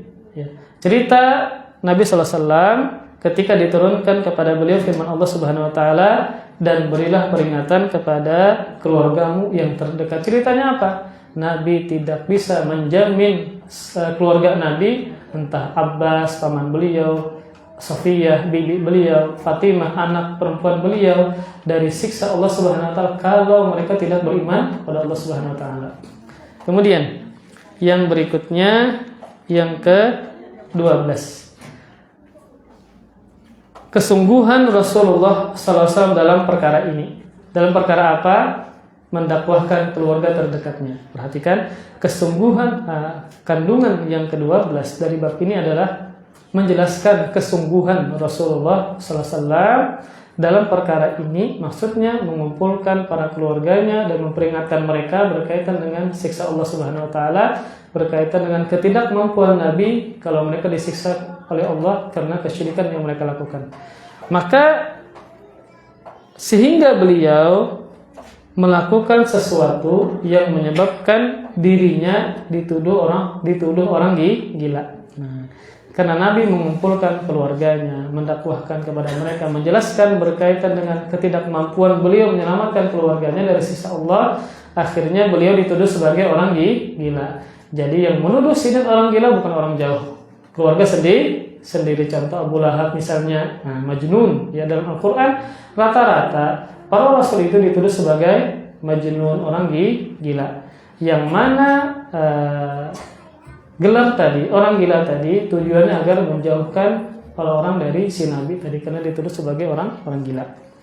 Demikian halnya apabila dilakukan oleh orang beriman pada masa sekarang. Ketika kita berdakwah, menjelaskan perkara tauhid, maka dituduh dengan macam-macam tuduhan. Ya. Kalau para rasul kan biasanya majnun, sahirun, tukang sihir, kadzab, pendusta. Kalau kita orang sesat, sama aja bang. Dolal orang sesat. Kemudian kayak Wahabi sudahnya. Kalau sudah muncul keluar kata-kata Wahabi, itu seakan-akan lebih buruk daripada Syiah. Jadi subhanallah ya. Kayaknya paling buruk sudah kalau seandainya gelar ini keluar. Orang sudah menjauh dari kita. Nah, ini lebih parah daripada orang gila maksudnya. Nah, maka tuduhan seperti ini ya kita jangan sedih. Ternyata para rasul pun juga mendapatkan demikian. Kemudian yang ke-13. Rasulullah SAW yang memperingatkan keluarganya yang paling jauh, kemudian yang terdekat, dengan sabdanya, sedikit pun aku tidak bisa berbuat apa-apa untukmu di hadapan Allah Subhanahu Wa Taala nanti. Sampai-sampai beliau bersabda, ya wahai Fatimah, putrinya Rasulullah SAW, aku tidak bisa berbuat untukmu apa-apa di hadapan Allah Subhanahu Wa Taala nanti. Maka yang menyelamatkanmu adalah amal solehmu sendiri, bukan aku, kata Rasulullah SAW. Jika beliau sebagai pemimpin para rasul telah berterus terang tidak bisa membela putrinya sendiri, padahal putri Nabi ini adalah pemimpin kaum wanita di alam ini, jika orang mengimani bahwa apa yang beliau katakan itu benar, kemudian jika dia memperhatikan apa yang terjadi pada diri kaum khawas, maka kaum khawas maksudnya adalah orang tertentu yang ditokohkan dalam masalah agama. Orang ini merasa patut dirinya diikuti, disegani, dan diminta berkah darinya. Jadi perhatikan, kemudian jika memperhatikan apa yang terjadi pada diri kaum khawas, orang yang merasa dia adalah tokoh, orang yang merasa dia ini punya keberkahan, maka akan nampak baginya bahwa tauhid ini sudah ditinggalkan dan tuntunan agama sudah menjadi asing. Maka sekelas Nabi saja, Nabi menjelaskan kepada keluarganya berkaitan dengan masalah tauhid, iman, syirik. Kalau kalian tidak beriman kepada Allah, aku tidak bisa menyelamatkan diri kalian dari siksa Allah Subhanahu Wa Taala. Maka orang zaman sekarang yang dia merasa menjadi ulama, orang banyak pergi kepada dia, minta banyu macam-macam, merasa dirinya punya berkah, maka mereka sudah meninggalkan pentingnya tauhid. Tidak menjelaskan kepada umat bahwasanya yang menyelamatkan mereka bukan aku, tapi adalah amalan kalian masing-masing. Dan juga menjelaskan bahwasanya orang-orang zaman sekarang tidak peduli berkaitan dengan masalah tauhid, akidah, dan kesyirikan. Akhirnya mereka banyak mencari keberkahan kepada seseorang yang tidak memiliki keberkahan sama sekali. Nah, maka ini menunjukkan bahwa di zaman sekarang ini kita sangat penting belajar perkara tauhid. Ya, perkara tentang berkaitan dengan iman, kesyirikan, ya, berkaitan dengan masalah nasab tadi dan seterusnya, agar kita sadar bahwa yang menyelamatkan kita dari siksa Allah adalah amalan masing-masing, bukan karena faktor keturunan. Wallahu a'lam bishawab. Ya, sudah 1 jam setengah kali untuk tenggorokan dulu. Silahkan ada. Ada yang bertanya, silakan. Insya Allah nanti pian akan dijelaskan Ustadz yang lain bab yang ke-16. Biasanya kalau satu bab itu ulun 2 pertemuan, 3 pertemuan kadang. Tergantung kalau itu panjang temanya ya. Terkadang seperti itu. Tadi ulun banyak ringkas biar bisa satu bab selesai. Silakan kalau ada pertanyaan berkaitan dengan masalah ini. Darah kita berikan.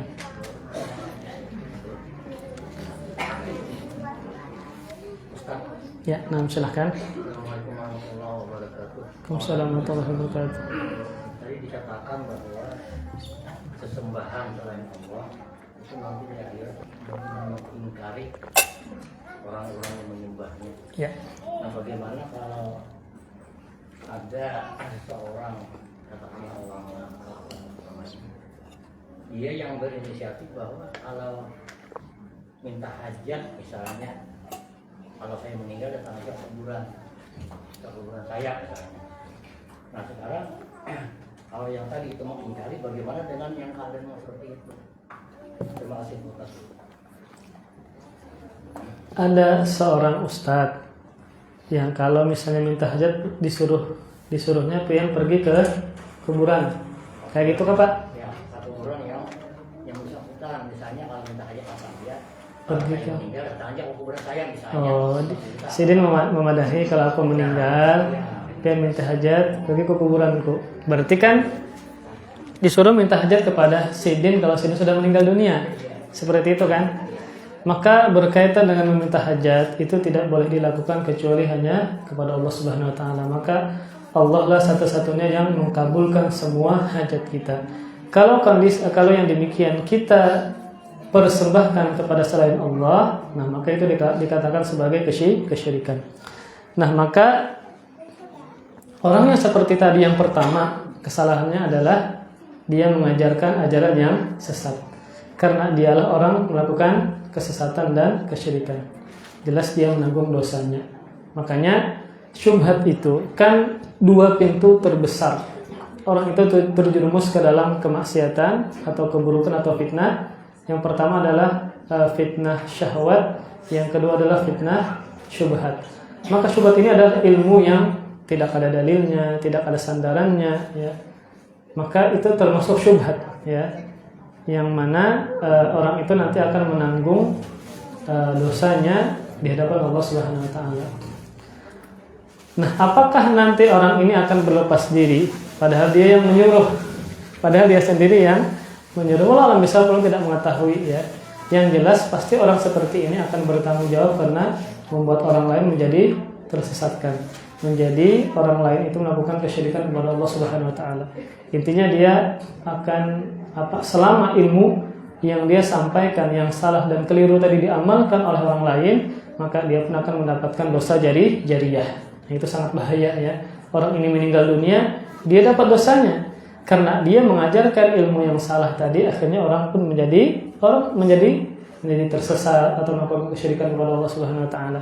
Intinya adalah orang yang seperti ini maka dia akan sangat bertanggung jawab di hadapan Allah Subhanahu wa taala. Seperti tadi masalah dosa jariyah, karena dia menyebarkan ilmu yang tidak berdasarkan. Akhirnya karena ilmu dia orang banyak menjadi tersesatkan. Ini bahaya sekali, ya. Allah misal. Nah, ada lagi silakan.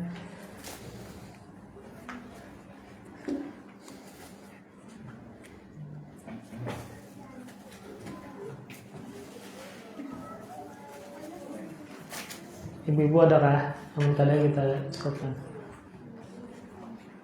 Kalau ada pula, ya. Kalau tidak ada, kita cukupkan sampai di sini. Semoga Allah Subhanahu wa taala memberkahi majelis kita dan semoga Allah Subhanahu wa taala mengikhlaskan kita dalam setiap amalan dan semoga Allah Subhanahu wa taala mengistiqomahkan kita di jalan yang hak ini sampai kita meninggal dunia. Amin ya rabbal alamin. Wassallallahu ala nabiyina Muhammadin wa ala alihi wa sahbihi wa baraka wa sallam. Subhanakallahumma bihamdika asyhadu an la ilaha illa anta astaghfiruka wa atubu ilaik. Wassalamualaikum warahmatullahi wabarakatuh.